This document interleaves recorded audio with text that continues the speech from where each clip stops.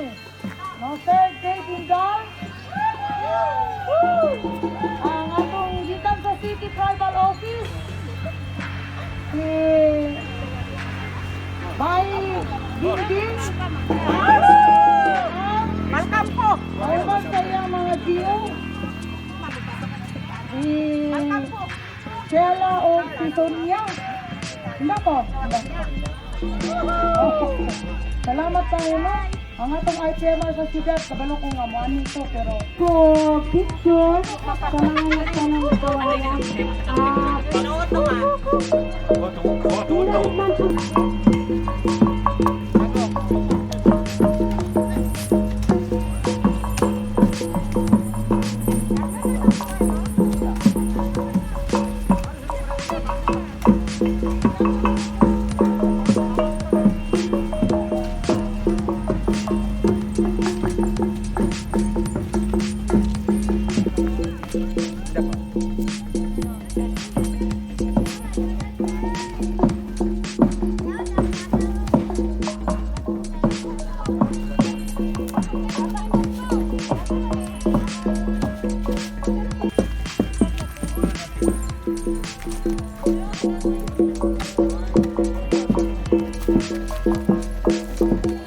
Matigar alo, Hitalangot, Sakon Sibiya, Luis Micaela Yumatap, Sumutuan, Dinita Barangay Binaton.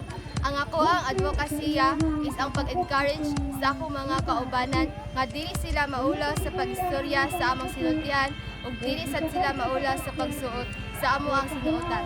Ug hinaot ko nga dili nila malimtan ang amo ang tribo. Madigar alo mga Katalani. Sakon si Geraldine Indar. Sakon Pagsig sa Luzon. Sumatuan ka Barangay Binaton. Ang akong advocacy is usa ka IP youth is dapat gamiton nato ang ato ang mga dialekto pinaagi sa tarong ug ato ang suoton ang ato ang mga kasuotan. Sa ako ang advocacy, aside sa mga pagsuot sa mga sunutan, akong mga kabataan nga ako silang tunan sa pagtanong sa mga gamit nato sa mga pagobo o sa ang mga tawag sa itong mga sinutan. Sa DSWD sa Pantawid, grabe ang akong pagkaningkamot. So, bisan Bisaya ko, pero kaayo na ko ang mga IT. So, paano kung dili na to na makuha nga slot, gamay lang. So, maunang within sa to ang pamilya, maningkamot ta. Maningkamot ta, nga ang serbisyo nga gihatag sa gobyerno, aduna gayoy maayong resulta. So, dili lang ang atong anak, di lang sila kutob sa lalo na mga lalaki. Ang lalaki baya din intay mo buhi. Ito mga bagawa gabata.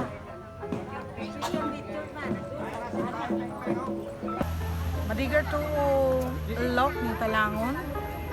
Sakam si Bay Baby Jerlina Uwo, Tribal Chieftain.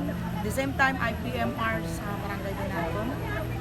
Na tu kadayawan kanilo ni so togotok ikadua rimsong sinabadan ubat kinaiyahan. Last year festival ang amuang concept pero tungod sa ang pandemic karon so it's more on tubad kinaiyahan and commemoration for the sinabadan. Now rimpong camps sa Bagoba Tagabawa nga tapok no panagtapok tapok. So ang panagtapok sa kadaghanan and then sinabadan is panagiusa. Tapok panagiusa yun ang iyang meaning no rimpong sinabadan. Sa tubad kinaiyahan as we connect on natures ang tribo labi ng Bagoba Tagabawa ang kasing-kasing o ang belief is connected to natures o mao na nga dako gyud nga mo ang paghatag og bili labi na sa Unified Bagoba Tagabawa ancestral domain na mobalik siya ngadto sa kalunhaw o sa kalasang niini as ang lasang mao ang palingki sa tribo. So nabilang sa Bagobo Tagabawa mo nga gi-implement gyud namo o gitagaan gyud namo priority na mananom og kahoy o mananom og kawayan as program po sa ato ang environmental laws. And nagpasalamat mi nga nahitabo ka na karong adlaw. And ang amo pong mga panginaot the next year samot nga maging halandumon o madasigon, madagayaon ang selebrasyon. So manama mo din ka sunod madiger biyaan para kumita for the next 2021. So for now, mabuhay and to kay kadayawan kani Ripong Sinabadan Tubad Kinayan 2020. Woo! Pasibantugan ko na si kami Bagobo Tagabawa. I am proud Bagobo Tagabawa.